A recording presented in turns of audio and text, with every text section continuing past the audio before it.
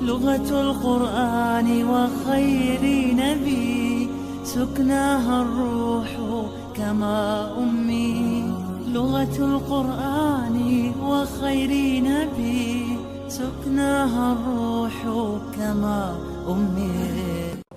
السلام عليكم ورحمة الله وبركاته. الحمد لله الحمد لله حمدا كثيرا بجميع محامده كله ما علمنا منها وما لم نعلم. الحمد لله الذي يوافي نعمه ويكافئ مزيدا. ربنا لك الحمد والشكر كما ينبغي لجلال وجهك ولعظيم سلطانك. سبحانك اللهم لا أحصي ثناء عليك أنت كما أثنيت على نفسك. وأشهد أن لا إله إلا الله وحده لا شريك له إقرارا بربوبيته وإرغاما لمن جحد به وكفر. وأشهد أن سيدنا ونبينا محمدا عبده ورسوله وصفيه وخليله خير نبي أرسله الله إلى العالم كله بشيرا ونذيرا. اللهم صل وسلم وبارك على سيدنا محمد وعلى آل سيدنا محمد صلاة وسلاما دائمين متلازمين إلى يوم الدين. وأوصيكم أيها المؤمنون ونفسي المذنبة بتقوى الله تعالى، وأحثكم وإياي على طاعته وأستغفر بالذي هو خير. يا أيها الناس اتقوا ربكم إن زلزلة الساعة شيء عظيم يوم ترونها تذهل كل مرضعة عما أرضعت وتضع كل ذات حمل حملها وترى الناس سكارى وما هم بسكارى ولكن عذاب الله شديد. أما بعد فيا عباد الله. Jemaah-jemaah yang dimuliakan Allah, pertama-tama mari kita ungkapkan rasa syukur kita pada Allah Subhanahu wa taala di Jumat yang berberkah ini, pada hari yang cerah ini. Alhamdulillah, kita semua dituntun dan ditakdirkan oleh Allah Subhanahu wa taala berada di masjid ini, dan mari kita syukuri itu untuk keteguhan iman kita masing-masing dengan ucapan alhamdulillahirabbil alamin. Jamaah-jamaah yang dimuliakan Allah, Allah berfirman di dalam Al-Quran, wa qada rabbuka alla ta'budu illa iyyah wa bil walidayni ihsana imma yablughanna 'indaka al-kibar ahaduhuma aw kilahuma fala taqul lahumā uffin wa la tanharhumā wa qul lahumā qawlan karīmā wahfid lahumā janāha dhulli minal rahmah wa qul rabbi irhamhumā kamā rabbayānī shaghīrā. Ayat ini menjelaskan bahwa Allah telah menentukan hendaknya manusia jangan sama sekali menyembah kecuali kepada Allah Subhanahu wa taala satu-satunya, dan hendaklah manusia ini berbakti dan berbuat baik kepada orang tuanya. Dan apabila salah satu atau keduanya itu didapatkan oleh si anak untuk dalam keadaan sudah tua renta, ya, maka hendaklah ia berbakti dan jangan membentaknya, ya. Dan katakanlah kepada keduanya perkataan-perkataan yang mulia. Artinya adalah bahwa setelah hubungan vertikal kita kepada Allah Subhanahu wa taala kita perbaiki dengan sebaik-baiknya melalui ibadah-ibadah kita yang 5 waktu, melalui puasa kita yang minimal 1 kali 1 tahun, yaitu mulai suci Ramadan atau kita tambah-tambah, melalui zakat dan sedekah kita, melalui amalan-amalan kebaikan yang lainnya dan kesempurnaan keimanan kita.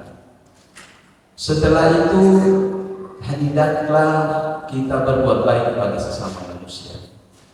Dan orang yang pertama kali harus kita perbaiki hubungan kita dari manusia ini adalah orang tua kita sendiri. Orang tua yang telah sangat berjasa kepada kita. Karena hubungan sesama manusia kekuatannya dilihat daripada hubungan jasa, sedangkan tidak ada orang yang lebih berjasa daripada kedua orang tua kita. Dalam salah satu hadis Nabi, Rasulullah sallallahu alaihi wasallam bersabda, "Ragima anfun, ragima anfun."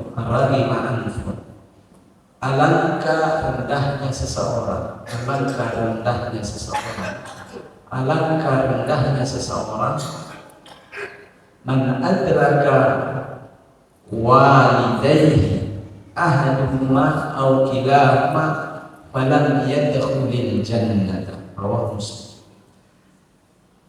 Yaitu apabila seseorang itu masih mendapatkan orang tuanya, salah satunya atau keduanya, sedangkan dia tidak masuk surga. Artinya kesempatan untuk mendapatkan pahala yang sangat besar dan kemuliaan yang sangat besar pada seseorang adalah bila ia mendapatkan orang tuanya dan berbakti kepadanya, maka itu pahalanya sangat besar di sisi Allah Subhanahu wa Ta'ala. Dan alangkah lalainya dan meruginya seseorang yang masih mendapatkan orang tuanya tetapi dia tidak masuk surga disebabkan karena pengabdiannya kepada orang tuanya. Ini menunjukkan bahwa setelah kita memperbaiki ibadah kita kepada Allah Subhanahu wa Ta'ala, sebaik-baiknya giliran kita berbuat baik kepada sesama manusia, dan yang pertama adalah kedua orang tua kita. Terkadang ada pertanyaan di benak kita, mengapa orang tua ini sangat penting bagi seseorang dalam hubungannya kepada Allah Subhanahu wa Ta'ala. Dalam salah satu hadis Nabi, Rasul sallallahu alaihi wasallam memberikan jawaban atas itu. La yajzi waladun walidan illa an yajidahu mamlukan fayashtarihi faya'tiquhu. Rawahu Muslim. Seseorang itu apabila ingin membalas jasa-jasa orang tuanya, dia tidak bisa. La yajzi waladun walidan, dia tidak akan mampu. Ya, disebabkan karena sama-sama kita tahu, mulai dari dikandung sampai kita mampu berdiri sendiri baru dilepas oleh orang tua. Tentu itu jasa yang tak tertandingi. Illa ayyajidah, tetapi ada yang hampir saja mendapatkan imbalan yang semisal dengan apa yang dikerjakan oleh orang tuanya padanya apabila melakukan sesuatu perbuatan yang satu ini. Tapi ini jarang terjadi. Apa itu katanya? Illa an yajida mamlukan fayashtarihi fayatiku. Kecuali kalau ketika dia dewasa dia mendapatkan orang tuanya sementara berada di dalam perbudakan. Ternyata orang tuanya adalah budak, dan dia tumbuh menjadi seorang yang diberi rezeki oleh Allah. Lantas dia membeli orang tuanya dari perbudakan, membebaskan dari perbudakan ini. Setelah itu dia bebaskan, karena tatanan hukum pada zaman dahulu siapa yang membeli budak, dia yang menjadi tuannya. Tetapi lalu dia membebaskannya, barulah bisa dibalas kemuliaan dari jasa-jasa orang tua kita. Ya. Dan kemungkinan besar itu tidak akan terjadi khususnya pada zaman di mana tidak ada perbudakan. Oleh karena itu, mengingat hal itu, betapa pentingnya, betapa besarnya jasa orang tua kita pada kita, sehingga Allah Subhanahu wa Ta'ala tidak ridha pada apa yang kita perbuat. Kalau orang tua kita tidak ridha, ridha Allah fi ridha walidain wa sakhatullah fi sakhatil walidain. Ridhanya Allah adalah pada ridha orang tua, dan kemurkaannya Allah adalah pada kemurkaan orang tua. Jadi kalau ada orang yang dimarahi, dimurkai oleh orang tuanya, Allah tidak ridha padanya, walaupun dia mengerjakan perbuatan-perbuatan itu. Jadi jamaah Jumat yang dimuliakan Allah, inilah satu tatanan yang ditetapkan oleh Allah hubungan kemanusiaan. Dan andai kita ini dapat melakukan hubungan kemanusiaan, semisal kita berbakti kepada orang tua, baiknya kita kepada orang tua, kepada sesama, wah itu jauh lebih bagus. Tetapi tentu ada juga batasannya. Ya. Di dalam surat Isra dikatakan, wa in jahadaka ala an tusyrika bi ma laysa laka bihi ilm fala tuti'huma wa sahibhuma fid dunya ma'ruf. Akan tetapi hubunganmu dengan orang tuamu yang begitu bagus, ya. Ini terjemahan lepasnya daripada ayat tadi, bahwa wa in jahadaka, jika seandainya tersebut orang tua kamu memaksamu untuk meyakini sesuatu yang mensyirikatkan aku dengan sesuatu, atau diajak untuk keluar dari agama, fala tuti'huma, maka untuk itu jangan kamu mengikutinya. Wasahibhuma fid dunya ma'rufa. Akan tetapi masih ada catatannya. Begitu pentingnya orang tua. Pergaulilah mereka dalam kehidupan dunia secara ma'ruf, secara baik, yang dikenal orang baik. Bagaimana hubungan seseorang dikenal dengan baik? Kalau disalami, dia ucapkan waalaikumsalam. Kalau dimintai tolong, dia menolong. Kalau ketemu, dia senyum. Dan kalau memiliki kekurangan, tentu dia bantu. Itu orang tuanya, walaupun beda agama. Jadi ada ketentuannya, walaupun beda agama tetap harus diperlakukan secara baik. Al-musahabah bil ma'ruf wa sahibhuma fid dunya ma'ruf. Syekh Mutawalli Sya'rawi menerangkan bagaimana bentuknya itu. Bagaimana bentuknya mempergauli orang tua kita, atau mungkin bukan orang tua kita, sahabat kita, ya, yang beda agama, beda keyakinan secara ma'ruf.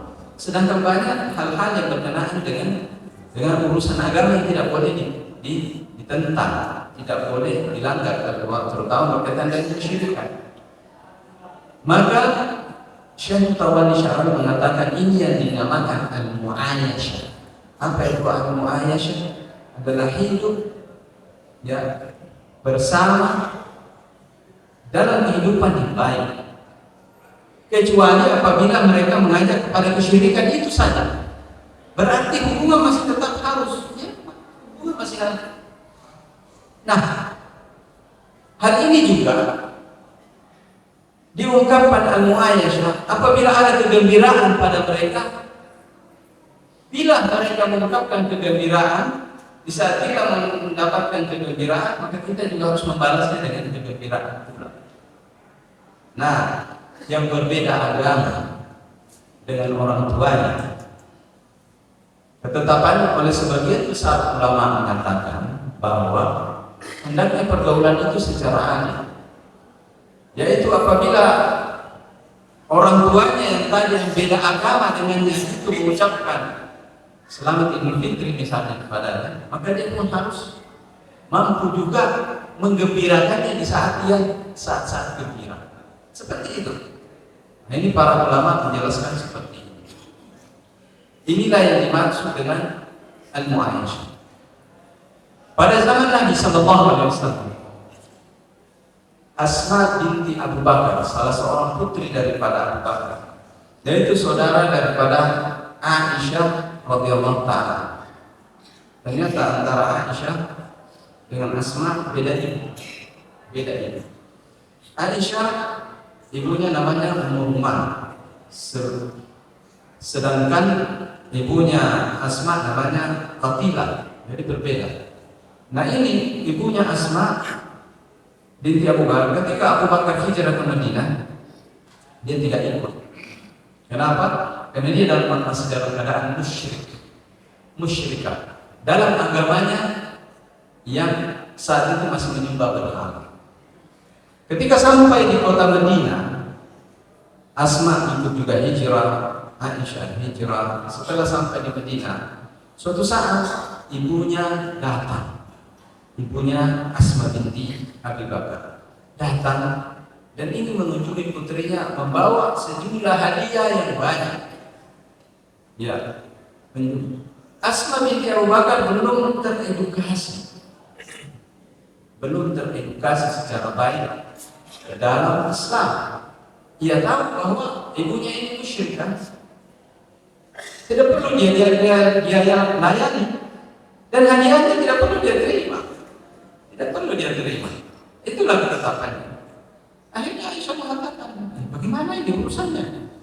Ya, coba tanya Rasulullah SAW dulu. Kata Asma, ditanya Nabi SAW oleh Aisyah, ya Rasulullah, ibu kami, ya, juga mengatakan kami walaupun tidak ibunya Aisyah, ya, ibu kami datang, wahia raghibah, dan dia itu ingin sekali berjumpa dengan kami. Ya, apa wasiluha? Apakah itu kita sambung tali silaturahmi dengan dia, sedangkan dia adalah keyakinannya lain? Faqala silha. Ya. Kemudian Nabi mengatakan, temui dia, bangun hubungan silaturahmi. Setelah itu ayat Al-Quran turun, surat Al-Mumtahanah. La yanhaakumul ladzina lam yanhaakumullahu 'anil ladzina lam yuqatilukum fid din wa lam yukhrijukum min diyarikum an tabarruhum wa tuqsitu ilaihim innallaha yuhibbul muqsitin. Allah tidak melarang kalian pada orang-orang yang tidak memerangimu dan tidak mengusirmu dari rumah.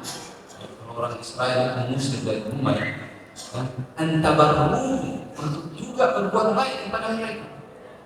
Mereka yang tidak seiman denganmu, yang berbuat baik kepadamu, kamu juga harus berbuat baik. Antabarruhum wa tuqsitu ilaihim, dan engkau berbuat adil kepadanya. Innallaha yuhibbul muqsitin. Sesungguhnya Allah menyukai orang-orang yang berbuat adil. Para ulama melihat ayat ini berada pada dua titik. Yang pertama, antabarruhum, berbuat baik kepada ini ibunya Asma binti Abu Bakar, berbuat baik. Dia hanya ingin datang melihat putrinya, dan putrinya tidak mau disebabkan karena kurang teredukasi. Maka Rasulullah menyampaikan kepadanya, temui. Maka dia sudah melakukan perbuatan al-bir, kebaikan. Wa tuqsitu ilaihim, kau berbuat adil kepadanya. Dia bawa hadiah. Maka hadiah diberikan kepada Asma binti Abu Bakar. Maka kalau ingin berbuat adil adalah kasih juga hadiah kepadanya. Nah, inilah menjadi tatanan yang dianut oleh umat Islam sampai akhir zaman. Artinya umat Islam ini tidak apa-apa hidup berdampingan dengan penganut-penganut agama lain, dengan syarat hidup saling berbuat baik dan berbuat adil. Mengapa ada pertempuran pada zaman Nabi, ada konflik yang terjadi pada zaman Nabi? Yaitu yang dilawan cuma kezalimannya. Kalau dia tidak berbuat zalim, tidak perlu diperangi. Apanya mau diperangi? Kalau sama-sama ingin hidup berdampingan, apalagi seperti pasar saling berjual beli, apanya yang harus? Ya. Di dalam ayat Al-Quran juga dikatakan, Wa in istajaraka minal musyrikin fa'ajir hatta yasma' kalam Allah. Jadi jika ada orang-orang musyrik yang ingin bertetangga hingga mereka itu dapat mendengarkan perkataan Allah. Jadi ada aspek dakwah yang harus disampaikan di sini. Nah, inilah pemahaman kita sebagai umat ini. Jadi Islam ini adalah risalah kedamaian. Islam ini adalah risalah kebajikan. Islam ini adalah risalah keadilan. Kemudian mungkin ada di antara kita bertanya, kenapa terjadi pertempuran antara Hamas dan Israel? Itu adalah sebabnya adalah kezaliman. Bukan karena agama, tetapi karena kezaliman. Siapapun yang berbuat zalim harus secara kebetulan ada orang yang membawakan agama dengan penuh kezaliman, maka akhirnya terjadilah konflik seperti ini. Oleh karena itu, kita sebagai umat ini tetap harus hati kita terbuka untuk siapapun dan memberikan rasa keadilan dalam perilaku kita dalam kehidupan sehari-hari. Nah, inilah yang dicontohkan oleh Nabi SAW pada masa kehidupannya. Di Madinah, Nabi SAW hidup dengan orang Yahudi, orang Nasrani, dan orang-orang musyrik. Akan tetapi yang diupayakan oleh Nabi pada masa hidupnya dan para sahabat adalah al-mu'ayyashah wa sahibuhuma fid dunya ma'rufah. Pergauli mereka dalam kehidupan dunia secara baik. Artinya seperti apa? Kalau salam itu harus dijawab, maka jawablah dengan baik. Kalau orang memberikan hadiah yang harus kita terima, kita terima. Dan kalau kita harus memberikan hadiah, kita terima. Tetapi apakah dasarnya hadiah dan salam itu adalah dari dalam hati, itu tidak dibahas. Kenapa? Karena itu hanyalah tertuju kepada orang-orang yang diketahui oleh Allah, yaitu radhiyallahu anhu. Biasanya yang saling berita itu adalah yang sama-sama keyakinan. Ya, umat Islam pasti akan sesama hidup, sesama umat. Mereka juga sesama umatnya akan hidup. Jadi tidak usah kita kejar keridhaan. Yang kita kejar adalah keridhaan daripada orang-orang yang seakidah dengan kita. Adapun dengan yang tidak seakidah dengan kita, maka kita cukup bermu'ayyashah, hidup dalam ingat, kita perlu yang ada di dalam hati diungkapkan karena masing-masing membela akidahnya masing-masing. Aku qawli hadza wa astaghfirullah li wa lakum fa ya fawzal mustaghfirin fastaghfiruhu yaghfirullahu li wa lakum. لغة القرآن وخير نبي سكناها الروح كما أمي. لغة القرآن وخير نبي سكناها الروح كما أمي.